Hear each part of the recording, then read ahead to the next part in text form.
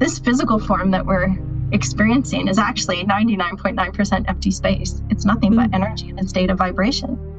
And it has the constant capacity to change.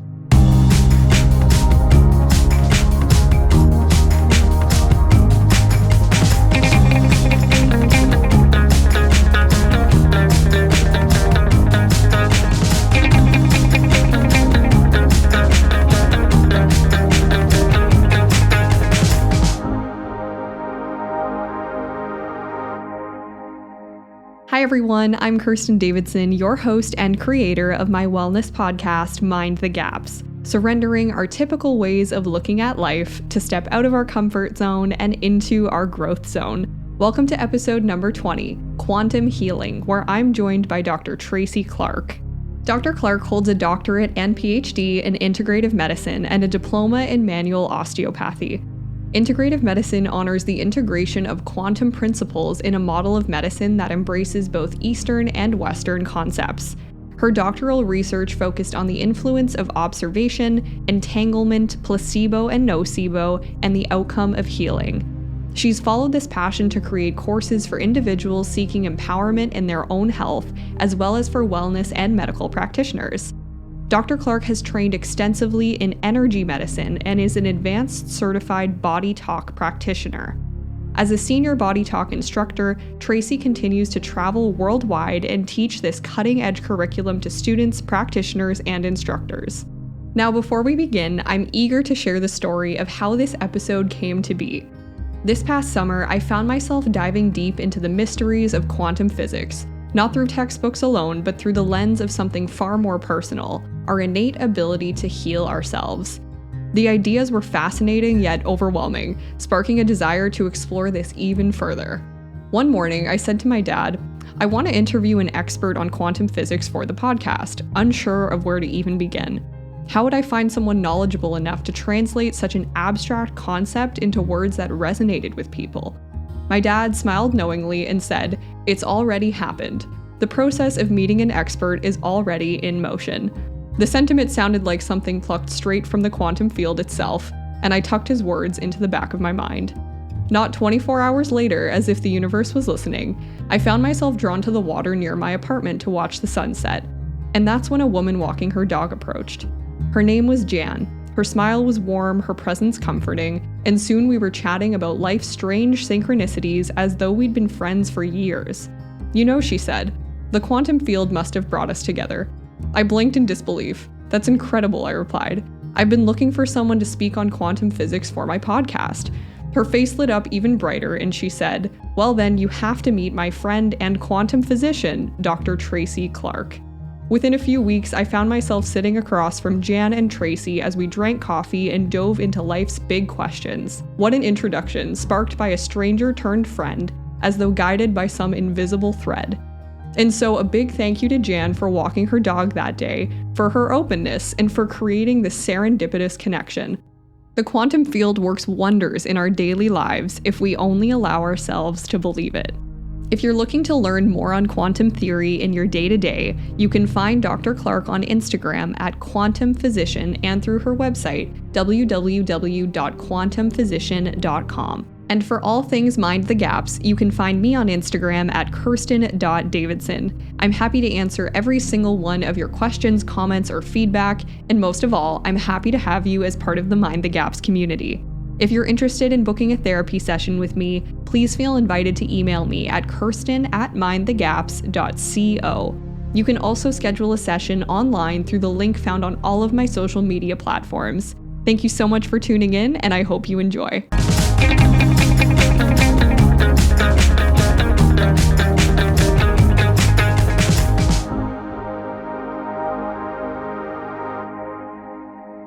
Hi, Tracey. Thank you so much for being with us today. Thank you so much for the invitation, Kirsten. It's really a pleasure to be here today. I began today's episode by asking Dr. Clark if she could share her knowledge on integrative medicine and what it means to her.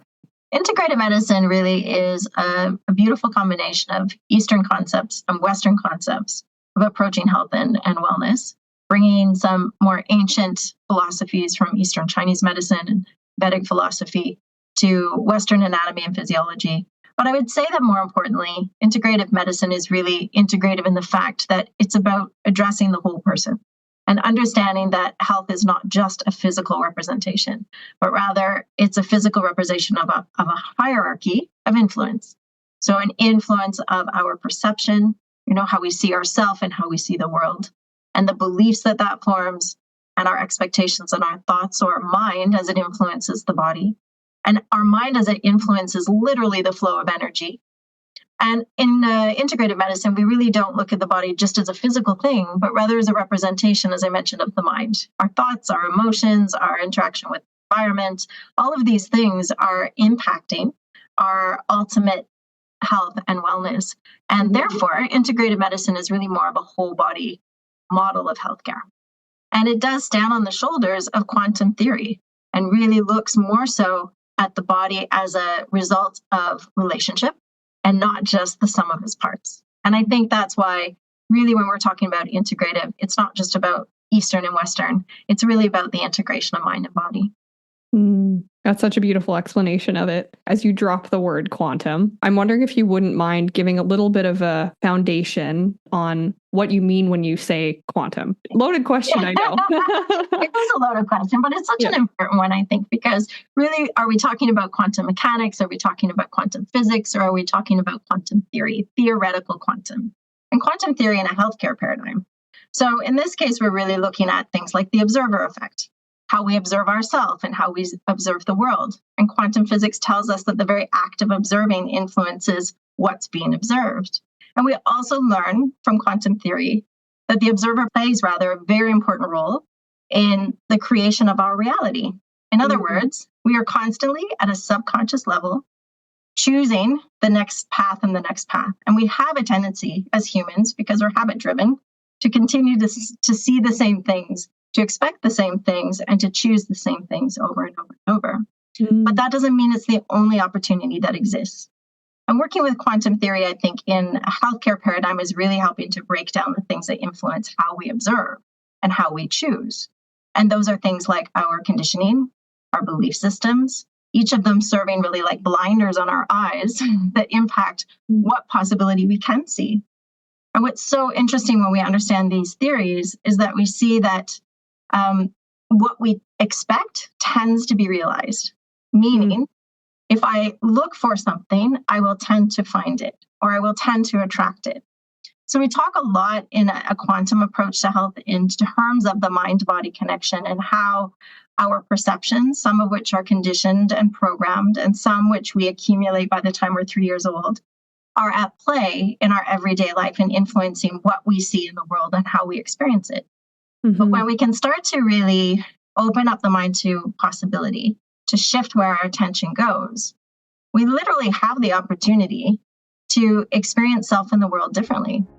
And, I always love the quote that Wayne Dyer said, which was, when you change the way you look at things, the things you look at change.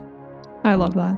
I love that too. So I think the observer effect is a really important aspect of quantum theory. I think entanglement is another aspect of quantum theory that's important when we're looking at the relationships within the body-mind, the relationship between the mind and the body, but also the relationship between some 50 trillion cells in your body, and how, because they've come from the same source, they have an entanglement. They have a constant correlation and something we call non-local communication.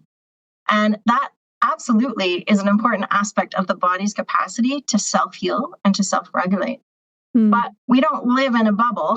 We're in a constant interaction with our environment, with the people within it. And I think quantum theory also helps us to understand concepts like mirroring, how we see self through the other, and how, as Carl Jung said in Jungian psychology, how the things that irritate us about others are usually the things that we need to look at in ourselves. And so many of these theories are really about observation. And I would say the real empowerment of realizing that we are not at the mercy of our genes, but in fact, really the masters of our genetics when we come from an understanding of the impact of the mind, of consciousness, of the belief systems that we form, the thoughts that we have as a result, and the emotions that generates, and how that's literally turning our genes on and off. So to me, integrative medicine is really looking at that big picture from the perspective of something we call downward causation, which is also coming from quantum theory.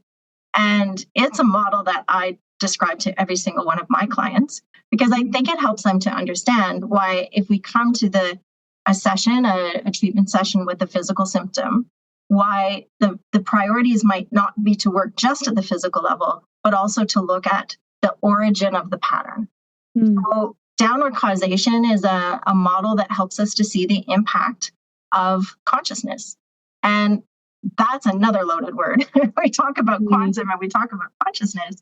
The term consciousness means so many different things to different people. But ultimately, if I could put it in a really simple definition, it would be the capacity to perceive oneself and to perceive the world.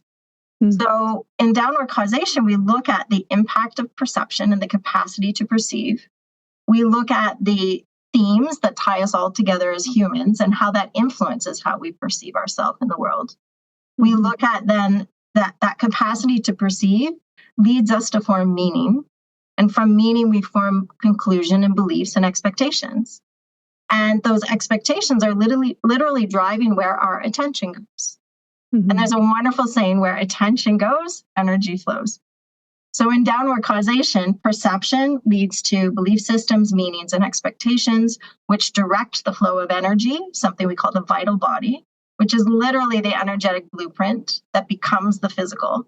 And then the physical is the three-dimensional manifestation of all of those levels of influence. And in that concept, downward causation is downward in nature, which means those perceptions are the highest level of influence on our physical experience, whether it's our physical body and physical health, or it's our relationship to our physical world. And so a model that really looks at the impact of all of those levels, or of that hierarchy, I think is a much more integrative and holistic way to support preventative health, to address chronic patterns, and to really give us the empowerment to change the way we respond to our world. Absolutely. Oh my gosh, I have so many thoughts bouncing around my head and all the things you just shared. But something that stands out to me is the observation effect. When you're looking for something, when you expect it to happen, it tends to happen. And the amount of times I've said to clients, if you truly believe that it won't work, it probably won't. Calling them out a little bit, that if you believe it's going to happen, it probably will.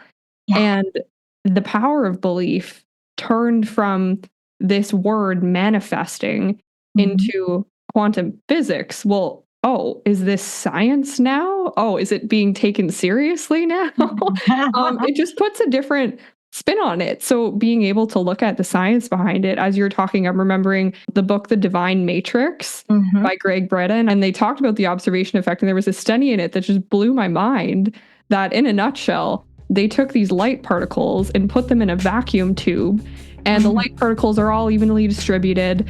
And then they have someone observe them. And when they observe the particles made this formation. Yes. And then the most interesting thing was that even when the person stopped observing them, they expected the particles to go back to being scattered particles within the tube, and they stayed the same. So just the act of observing had the particles look a certain way, and then they stayed that way even after. It's incredible. I mean, that's really based on, I think, one of the most important experiments in science, which was conducted in 1801, which to me is surprising in itself. But it's called the double slit experiment. And this was the experiment that really turned science upside down, because it was in this experiment that they discovered that light, or energy, had the capacity to change form. So it could appear as a particle, but it could also appear as a wave. It had the capacity to appear in either form, and it had the capacity to change form. Wow. But what was more important that they found from this experiment was what influenced the form that the energy took was the observation.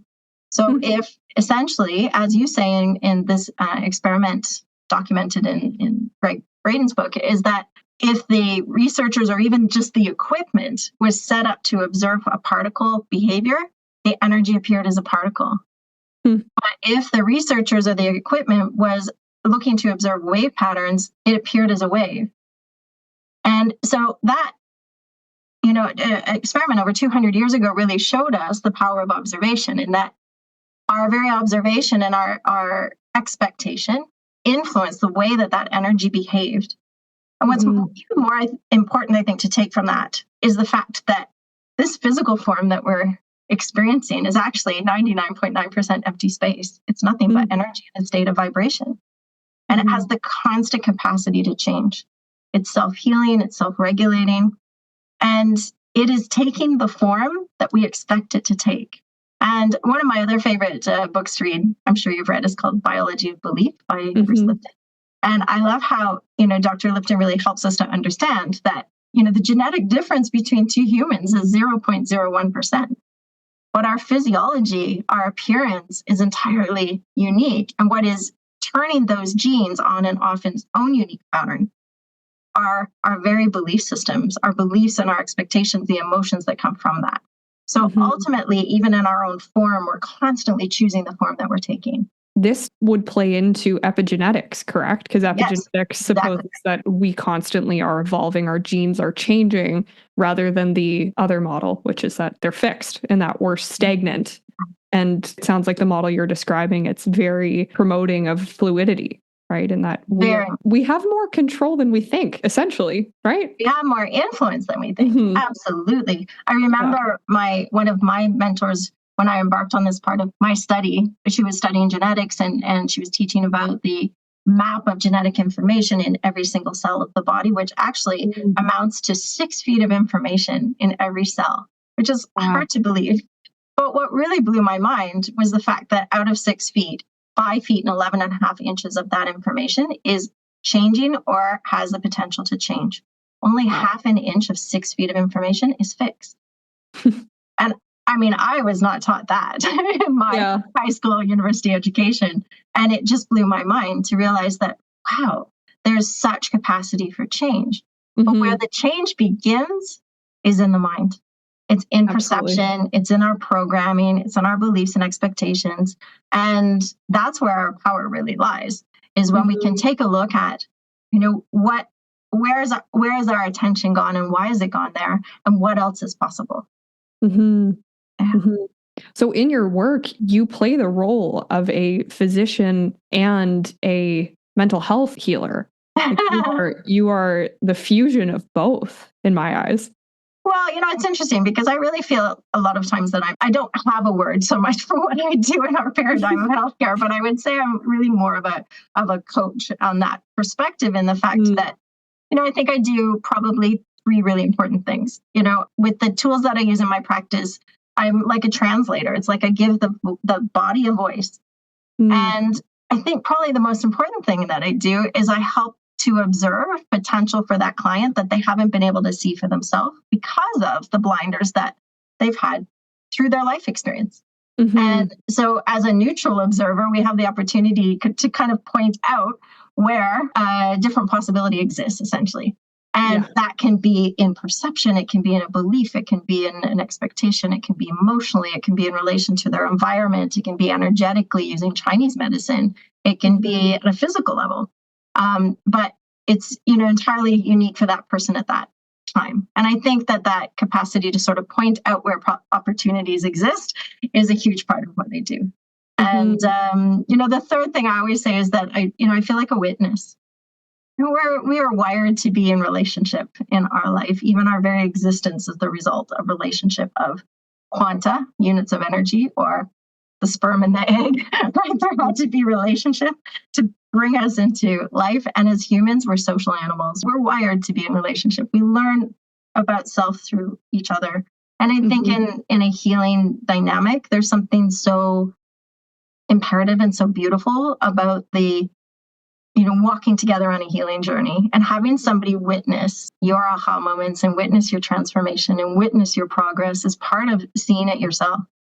And I feel like, I had a student actually in a class I was teaching this weekend ask me, what I feel it is that I do. And I ultimately say, I feel like I observe potential so somebody can see their own potential. And we do that for each other in our lives all the time, but it's quite an incredible thing in the context of healing to play that role. Yeah, absolutely. And it just shows how much you're able to be there without an agenda. Like you aren't presupposing, you're actually noticing how other people presuppose, right? And then helping them undo those presuppositions. Absolutely. You said it so beautifully. I think that, everything that I try to do and I teach my students and my practitioners and instructors around the world is about working from a place of non-agenda, which is probably the hardest thing that we do, is to come to a place of compassionate detachment, which means I'm holding the space for this moment for whatever possibility is best for you without an attachment to it. And that means that I have to do a heck of a lot of work myself to clear that those very programs that run my life as well. And so it's really about learning to become present, because interestingly, quantum theory tells us as well that the field of possibility exists in the present moment. And one of the hardest things for us to do as humans is to be present, because our left brain, our conscious left brain, is dualistic. Well, our brain is dualistic, but our left brain is linear in nature. And it's incapable of being in the present moment. It's only ever experiencing time as a reflection of the past or a projection of the future. It's only when we can really bring the right brain and the left brain together that we can find a space of presence. And that's what meditation does so well. That's what breathing practices do so well, is to really bring more of a balance of being and not just doing. And coming back to working in this field as a practitioner, I think that's the art, is to be able to be in a space of being and not feel like I have to do. The healing happens within the client, not me. So it's a really beautiful opportunity, I suppose, to play that role for someone else, but also to have my own aha moments in the process. You find that you learn from your sessions more about yourself? Because that's something I feel in my work as well. Oh my goodness, yes, all the time.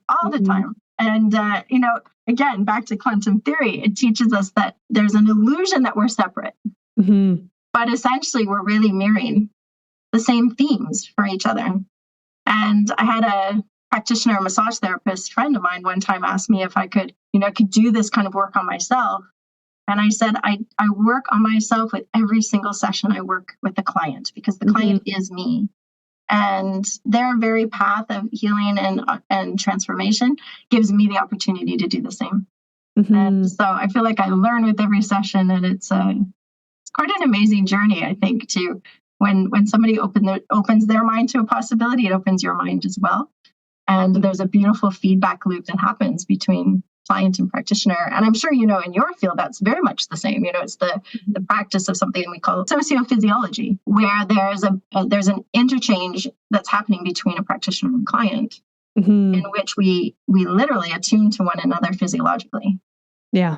And when we can really come to a dynamic when we're working with a client, when we're in a state of potential and we're looking toward healing, and what would healing look like, and measuring that process and directing our attention toward that possibility, we literally see improvements in the physiology of both the patient and the doctor, which is an incredible thing to see. That totally makes sense. It's like this dualistic healing happening. It's a win-win. But it's you can feel that energy transfer just the way you're describing that.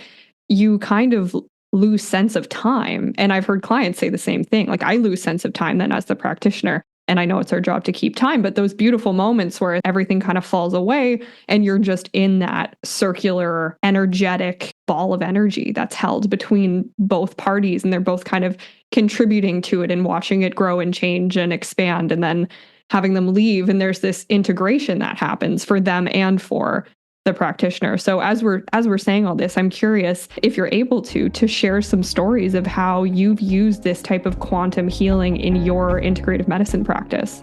The main system that I use in my practice is called the BodyTalk system. And BodyTalk really is a protocol that brings these concepts from Eastern medicine and Western medicine and Jungian psychology and concepts of osteopathy and, really many philosophies that allow us an opportunity to see where healing is possible and how to support it. So it really gives me a protocol to work with. And it incorporates a variety of different tools like neuromuscular biofeedback that helps to basically get me out of the way and let the body mind of the client lead the show. Wow. And I think that is such a miraculous tool, to be honest, from the standpoint that although I've studied many, many modalities, I'm a manual osteopath, I've studied Chinese medicine, I've studied so many different practices of naturopathy and homeopathy and Eastern medicine and energy medicine. I don't practice anything without the BodyTalk procedure, because the procedure of this system is one that is directed toward looking for what we call priority, which is essentially opportunities to heal. Right? The body is always healing. We have that on our side. It's always moving toward the best state of balance that it can. And BodyTalk is not about identifying problems. It's not agenda-based at all. It's non-diagnostic. It's about, in this moment, right now, where is there an opportunity to heal? And we use the protocol, we use neuromuscular biofeedback to identify where to start and what's the story. I think that's really beautiful about it as well, because it comes from the standpoint of understanding that whether we're working at the physical level or energetic level, or we're addressing environmental balance, or we're working with the belief system, there's oftentimes aspects of significance that are important to know. There are relationships between every aspect of the physical and the mental body. And so I would say that it's also built very strongly on quantum theory and something we call dynamic systems theory. And dynamic systems tells us that everything is part of the whole. And if we go back to Chinese medicine 3,500 years ago, we hear the same philosophy, that nothing can exist unto itself. So BodyTalk gives me a protocol to identify relationships and to help to restore communication and synchronization and balance within the physical, but also between the physical and the environment, which is such an important aspect. So much of our stressors and our triggers and the influences to our health come from our relationship to our environment. How we react to it, how we respond to it, the meaning we give to it, etc. So I think that system gives me a wonderful tool to really weave the concepts of quantum theory into a very practical way to work with the client, and a practical way actually to teach other practitioners and instructors as well. It's a very beautifully structured system that ultimately really supports left brain and right brain integration at the level of the practitioner, and helps that client to get into a better state of health as a result. There's so much integration in what you're talking about, right? Integration between the two hemispheres, integration within the client themselves, integration within you, integration between both of you. That word just keeps coming up, and that's obviously very fitting for quantum. So when you say the word entanglement, which you mentioned earlier in the episode, I'm curious, do you have any ways to kind of simplify what is an entanglement? How do we better understand that? Because I feel like there are so many things out there of we're all connected, we're all one, we're all the same. But there was a few things that I read that made me shift how I looked at that. It wasn't just a cute little saying. It was, whoa, this is very real. Yeah, I think we open a Pandora's box when we talk about it, because I'll give you a really simple explanation from a scientific standpoint, and then kind of how we see it in our life all the time. Quantum entanglement is literally saying that when two particles interact and form a relationship, they remain entangled in that relationship even when they separate across time and distance. And if something changes, perhaps the spin of one particle, it can be reflected instantaneously in the other without an intermediary. So part of entanglement is something called non-local communication, which just means that communication can be instant without any type of intermediary. Now, if we look at us as humans, or even if we look at the cells of our body, as I mentioned, entanglement can be when two things come into a relationship with one another, but it can also happen when something has originated from the same source. So in the human body, all of our human cells originated with one cell in the beginning. And so because of that, because they've all come from the same source, they have this inherent entanglement and non-local communication. And that's why when we can see a shift and a change, even in one cell in the body, we can see it reflected throughout. And, we can think of ourselves as humans as cells of this great planet or sea of humanity. And each one of us, because we come from the same source, we stand on the same planet, we're experiencing the same moment in time, have an inherent entanglement that is simply because we're all part of the same species. But it also means that we have innate capacity for non-local communication with those that we are entangled with. So I'll give you simple examples that happen every day. And I notice it often because now we're using cell phones and things like this, is that sometimes I'll get a notification of a message and instantly know who it is. without any indication, and I open it up and sure it is. That's non-local communication. It's a level of connection that's happening sort of instantaneously. When that person thought to send the message and the message arrived, my brain already plugged into it. That happens to us all. It's the same thing as, you might all of a sudden think of somebody you hadn't seen in a very long time. And then later that day or a few days later, they call or we run into them. That's a very common example of non-local communication that's happening. Or, as a mother, if we have a child, or a father with a child, we can feel if they're having a bad day, right? We have that sense. So that's an aspect of everyday entanglement. In a clinical setting, entanglement's a really important aspect that happens when we make a contract by booking an appointment with a physician or a clinician of some sort. And I think that it's an interesting dynamic because I see it in my practice a lot where clients will come in and they'll say, I don't know why, but I started feeling better as soon as I made the appointment. And I realize that has nothing to do with me and my skills as a practitioner, but rather the fact that my practice represented to them an opportunity to heal. The very act that they made that step and we made the connection and now we've made an appointment for healing to happen, it starts to happen. And that's an incredible thing to observe. And a very common phenomenon. It's a bit of a reflection of that client in some way, giving themselves permission to heal by making the connection, taking the step, making the appointment, showing up.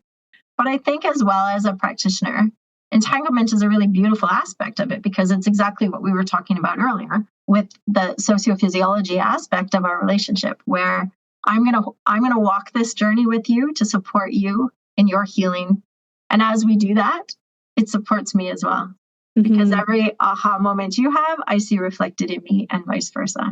It's interesting. When I was doing my dissertation, I was studying the observer effect and I studied the influence of the observation and the communication of the practitioner on the client. How did that impact their outcome?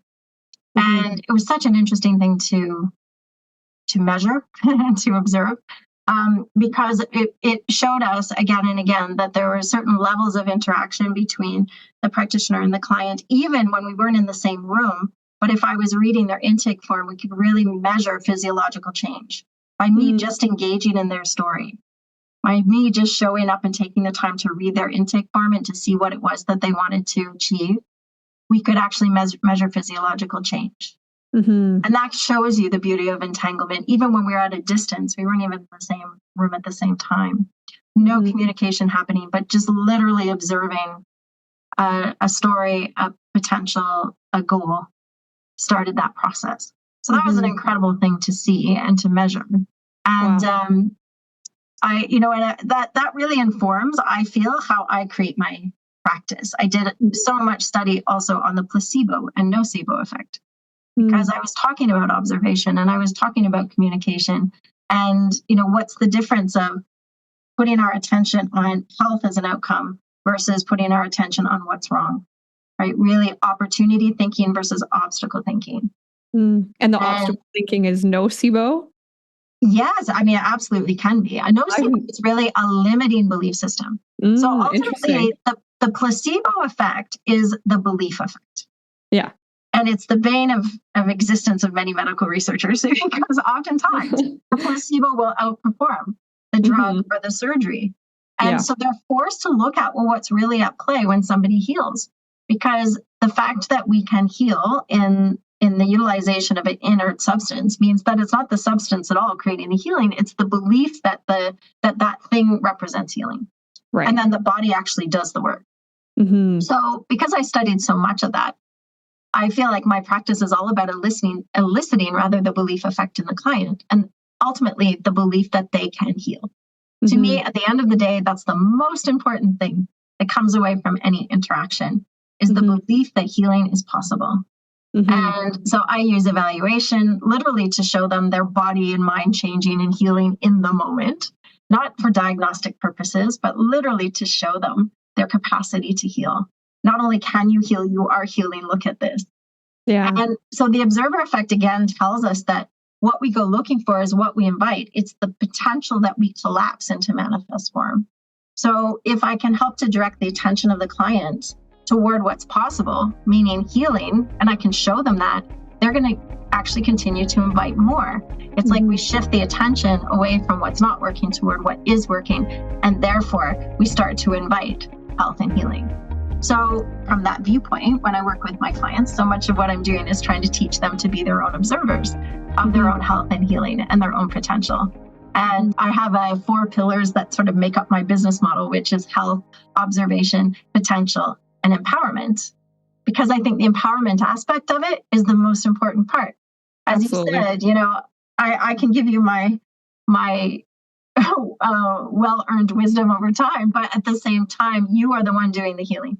So I want to give you the tools so that you can be your own observer of health and healing when we're not together. And that ultimately is what's changing your reality. That's where your superpowers come from. It is like a superpower. Yeah. And I always say I help people help themselves. And it's such a beautiful thing to watch unfold. You mentioned something, Tracey, about showing clients that they are changing in real time. Yes. Do you actually have a tool to show them that physically? I do. Yeah. I think, part of that came from my years of studying manual osteopathy and learning how to do it with the orthopedic evaluation. Okay. And of course, that was used diagnostically. But in my model now, as I work with my clients, some of which I work in person, but many of which I work with even over Zoom, I walk them through a self-evaluation. So I get them to evaluate very simple things. I'll have them stand with their eyes closed and tell me a bit about their balance and their posture. And I'll get them to scan through their body for asymmetry. Does your head feel like it's straight? Or is there rotation, side bending? And we'll work our way through the body a little bit like that. And I get them to measure their breath before and after. And I get them to measure any areas of ache or pain or tension in their body and just use a simple subjective 1 to 10 scale. I'll get them to give me a measurement of stress, subjectively, energy level, joy, sleep. These are things I always measure beforehand. And then either in the middle of the session or definitely after the session, we go back and reevaluate. And I love to do that type of a self-evaluation because the client is tuning into how they feel first and foremost. Many of us go through life really trying to disconnect from body awareness. So it teaches us to really tune into where we are today. And then after the session to come back and tune into that again and to see, wow, this much has changed. That to me is not to validate what we just did. It's to validate the fact that your body can heal and change. And in fact, it just did. And that is so incredibly important, I think, for people who have had chronic illness, who have not found an answer. They're feeling stuck. They're feeling like they're not seeing progress. And oftentimes even taught to monitor their symptoms as opposed to monitoring their change, their progress. So I think that's a really empowering tool. And I use it with every client just to help them to get a sense of what's changing in the moment. And I love that you're using it not for diagnostics purposes, but just to have them become more in tune with where they're at in the present, which you're saying a lot of people have a hard time doing, ourselves included sometimes, right? To be in the now and really notice what's taking place in our body and in our minds. I have a whole episode on challenging diagnostics in the mental health sphere. So I'm very curious to pick your brain on diagnostics in your sphere. I think that diagnostics can be a very useful tool in a lot of different ways. It's an important element of emergency medicine, without a doubt. When a body and mind is in crisis, when we're in a state of emergency and we need an emergency cure, then we need to know in quick time the current presentation of that pattern. And I use those terms really purposefully because I think that diagnostics show us the current presentation. It doesn't show us why. And it doesn't show what the presentation was a month ago or in a month from now.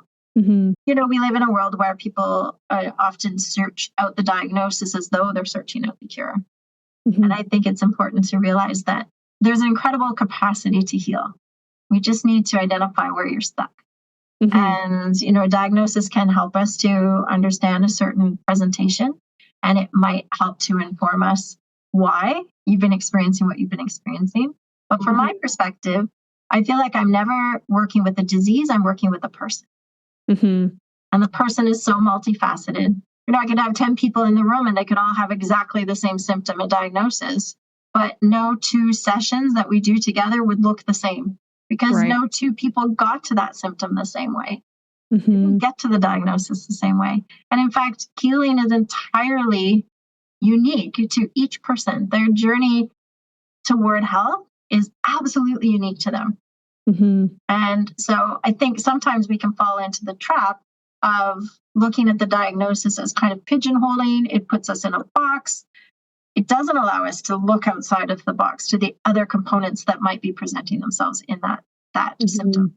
Yeah, that's so true, especially in physiology. Like when there is a physical emergency where your life might be in danger, of course you need to know, are you having a heart attack or appendicitis? Like you need to know what's the issue so you can figure out where to locate it and then what to do with it. But when it is less immediate, absolutely the over-identification with the diagnosis, it sounds like, you're looking at the diagnosis as the symptom rather than the traditional medical model. It's the diagnosis title and then symptoms of that diagnosis. Yes. It's like, no, the diagnosis is the symptom. What I'm thinking about right now is depression, right? Yes. Rather than saying I have it, you can say I am experiencing it. Oh, yes.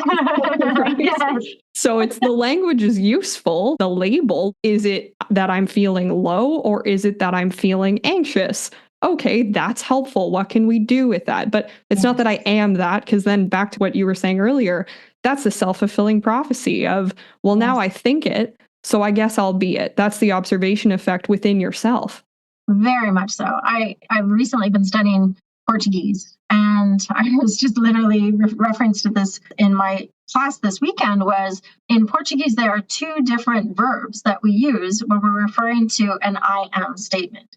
So if it's something that is a permanent state, in other words, if I say I am Canadian, meaning I am a Canadian national, I was born in Canada, I will forever be Canadian, even if I move and live other parts of the world. Right. Or, if I say, well, definitely in my case, if I am a woman, I use one verb because that's a permanent state of being. They have a whole other verb for what they say, a transient state of being. And so we would never use in that language an I am depressed. We'd use the verb I am experiencing depression. Mm-hmm. And I think that there's just such value in that. And I think often, as you 100%. Just said, in our English language, we use the same labeling or ownership of something, and we can very much take that on and become that thing. Mm-hmm. And that happens a lot with, as you say, with diagnosis or chronic symptom. Mm-hmm. Is we take we identify with it, and what we identify with, we continue to create. Mm-hmm. The brain literally begins to believe that in order for me to exist, this must exist. And in my own practice, I feel like sometimes that's one of the biggest breakthroughs I ever see is when the opportunity exists to shift that identity, to drop that, to say, oh, I'm experiencing this, but that's not who I am. Mm-hmm. Rather, it's a role we play in life. Like I am a teacher.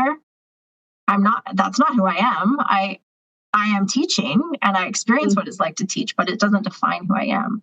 But you can take that more seriously to a dis-ease or a diagnosis of mental, emotional, or physical nature. And a client can literally identify with it, and in doing so, continue to perpetuate the pattern because the brain believes, oh, that's who I am. This must exist. Mm-hmm. Yeah, that's a really important piece you just said there, that if this is who I am, and if I don't exist without that, or what am I without that, because that's part of who I am, that's ego, right? We are latching on. And this is where people can be afraid to let go of these, depressed or painful or uncomfortable parts of themselves, whether it's physical within the body or mental, emotional, which, as we're saying, is all the same thing, all connected. But that fear of letting go of it, which sounds really counterintuitive, right? Like to say, I think there's a part of you that's scared to get better. And there almost always is when there's the same thing happening again and again and again. Because like you're saying, they've looked at that pain as part of who they are. So are they losing part of who they are? What do we do with that? Well, we can fill it up and replace it with so much more beauty and potential.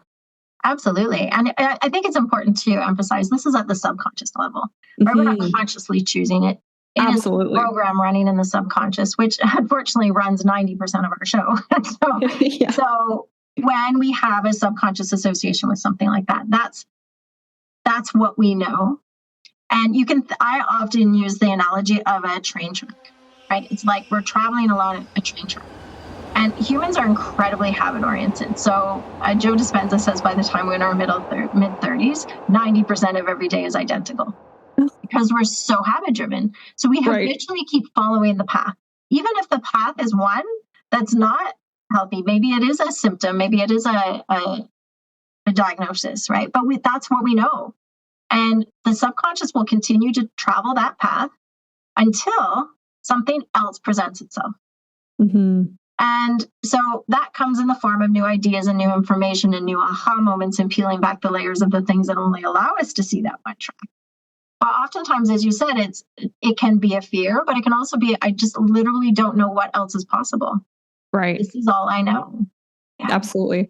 It's so funny and brilliant that you use the train track metaphor, because in my mind, the Gap's name and slogan comes from the subway station in England. A lot of the time people are traveling the same path. There's the platform, then there's the Gap, then there's the train. And so in my analogy, then the platform is this comfort zone. And the train is the growth zone. The train's the area where you can actually see what's out there. But so long as you stay on the platform and you don't ever peer into the Gap and peer into what's out there, you just don't even know what you don't know. So you're just stuck. Exactly. And I think that's why I feel so incredibly blessed to serve the role that I do with my clients, because I'm the one that shows them the other track. Mm-hmm. And it's like in that moment where they all of a sudden see, oh my gosh, I never saw that before. And I always say my favorite sound in a session is, oh. Yeah. That is like a quantum leap. That's where all of a sudden perception is shifted, like a train track has literally shifted. Mm-hmm. And now the train can go another way. And that's the most magical moment to observe. Absolutely. And that sound, absolutely. And also up there is tears in my sessions, because when there's tears, there's change happening somewhere. There's usually a realization of, oh my God, I didn't deserve this, or oh my God, there is another way. And it's emotional because all of a sudden you're able to see a whole new life for yourself, potentially a whole new path. Absolutely. Emotion is energy, and it's energy designed to create motion. And when it's stuck, we feel the pathology of it. Mm-hmm. And I, like you, if I see tears, I know energy's moving. Yeah. Wonderful. It's on the move again. Because when it's on the move, it can be the healthy resource it's designed to be. Mm-hmm. And when it's stuck, we feel the discomfort of it. It's only when it's allowed to move. And we're using it all day, all the time. Mm-hmm. We don't always label it as an emotion. Mm-hmm. And it's only when it gets stuck that we relate to it, and we're relating to the pathological expression of it. So like you, I love to see when it moves, because that's wonderful. We've just observed the release of something discomforting, observed the release of dis-ease, and into motion again. Mm-hmm. I love how you refer to it as dis-ease. It's so important to remind people of what the term really means, right? Yeah. That it's just, it's a feeling. It's not a part of who you are. It's an experience, and it's to be out of ease. Mm-hmm. Yeah. Mm-hmm. Quantum theory, when I read about it, blew my mind open. It made me realize how much potential we all have and how much there is out there. How would you help listeners understand that? Just that there is truly infinite potential. It's not about, oh, if you think it, you can do it. Like, I can't fly. It's not about that. It's not about having superpowers and defying gravity, but it really is about what you think about you can experience. How would you help listeners understand that? Yeah, I think we could use a whole episode on that. Yeah. But I think that, when I think the most important thing to realize here is that there's, as you said, there are many possibilities for any one moment. And I think that we see that in our life when we start to consider other people's perspectives. We can all be experiencing the same situation, but have a totally different experience of it based on how we perceive it. And so I think that, the understanding of a quantum leap is really an aha moment of opening the mind to considering a different way of experiencing this moment. And I often bring it back to, I teach my clients a little bit about our senses. right? Because our senses, and when I say senses, I'm not just talking about the eyeballs and the ears and the tongue and the nose. I'm talking about the sensory pathway, sense receptors that engage with our environment and the regions of the brain that interpret that information. Mm-hmm. And the senses are the tools of consciousness. So if consciousness is the ability to perceive or to be sentient, then our senses have to do the work. But what's interesting to know about our senses is that our senses are filters. Okay? They're only picking up a certain amount of information in the environment that is deemed important. And why it's deemed important is because it aligns to our expectation. Mm-hmm. Right? So there's a lot of other information out there, but we'll only pick up the stuff that kind of resonates with what we already believe and what we expect. We keep the rest out. And then we only have maybe 10 to 20% of information. So it hits the brain and the brain fills in the gaps based on past experience and expectation. So we've just created in this very moment that we've experienced, and I should say all of that happens before you even become conscious of it. Yeah.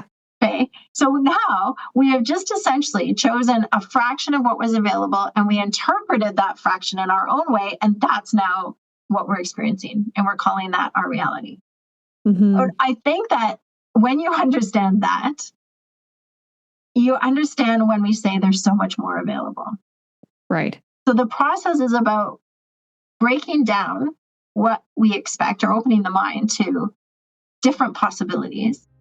And the moment we do that, then we start to open our senses to different information. Mm-hmm. And it's a little bit about breaking down the old experiences in our life and the expectations that have come from those experiences and the pre-programming we've had as young children and from our culture. And when we can start to kind of peel back the layers of that, then that also influences how we interpret the information that comes in. Mm-hmm. So there's so much room for possibility all the time. And it's really about helping to shift where our attention goes. I can say it's that easy and it's that complicated. Yeah. Yeah, exactly.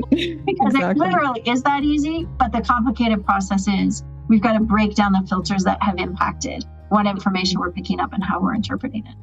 Yeah. That's where the hard work is. Mm-hmm. It reminds me of a quote by Deepak. He does say something like, we place way too much emphasis on the five senses, thinking that because we can interpret the world the way that we do, well, then that's the truth. It's like, but we each then have our own individual truth, because the way I see won't be the way you see. The way I look at an object won't be the way you look at an object. It's not that it's a different object. It's that it holds different emotional weight and physical weight, because you are not me and I am not you. So I think it's pretty amazing to look at when you're talking about breaking down that genetic coding and how most of it is identical. Well, first of all, that wraps up the whole entanglement thing. How connected are we then if most of it is identical? And then the tiny part that isn't is so significant, so much so that you and I will have extremely and completely different experiences of the same stimuli, and we can both change that experience. Yes. Yeah, I think that last statement is probably the most important thing. You know, I think that it's a fascinating thing to understand that every single thought that you have creates a physiological response. Mm-hmm. Right? And I'm talking about physiology, but when I talk about physiology, I also want to say like in our environment as well, it has a physical response.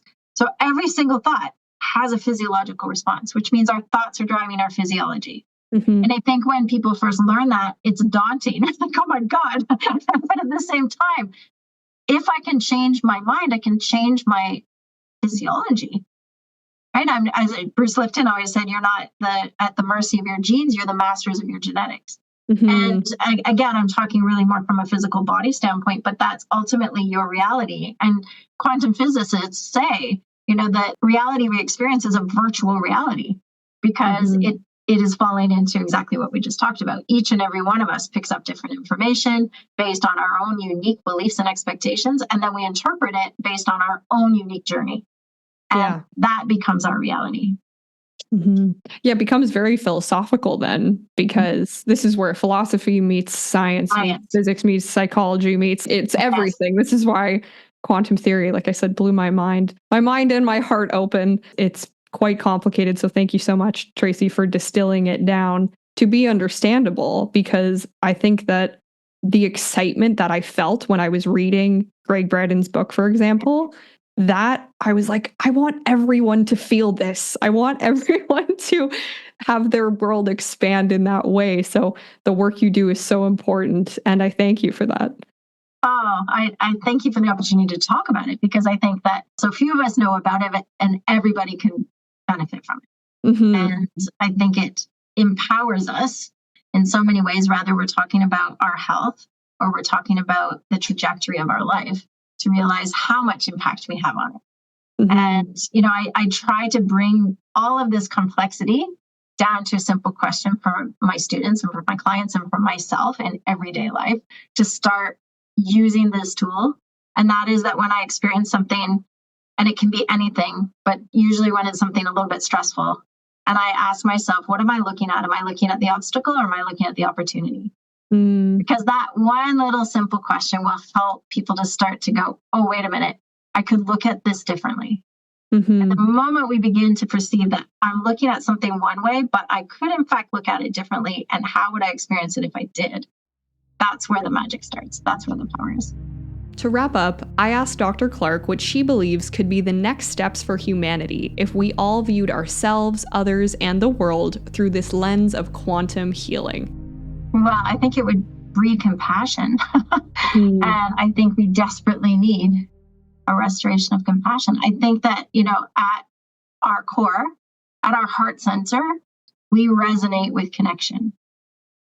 It's the influence of the conscious mind and the development of the ego and the breeding of fear, I think, that drowns out our innate connection with the compassion of understanding that when I look at you, I see me. And I think that if we all understood these concepts, I think, first of all, we'd start looking at the world more from an opportunity standpoint. We probably would evolve into a wiser species. I think we would be less destructive to ourselves.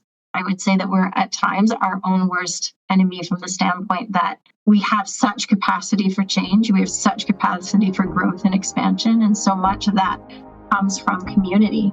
And I think we're in a very divisive time where our innate desire to be connected to one another is being broken.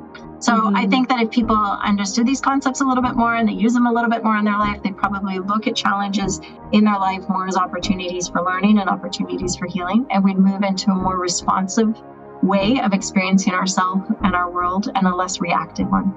And I think it from response grows a different level of connection and a different level of growth and evolution as a species. Thank you so much, Tracey, for sharing all of your knowledge and wisdom with us today on such a fascinating topic, and I think one that is becoming more and more digestible as more and more books and research come out about this, and as we integrate it more, there's the word again, integration, into practices like the work that we do. So really thank you for sharing all of this with us. Oh, it's absolutely my pleasure. And I love the fact that first of all, that your podcast exists, and secondly, that you explore these topics, because I think they're so incredibly valuable for each and every one of us. So thank you for what you do. Thank you, Tracey.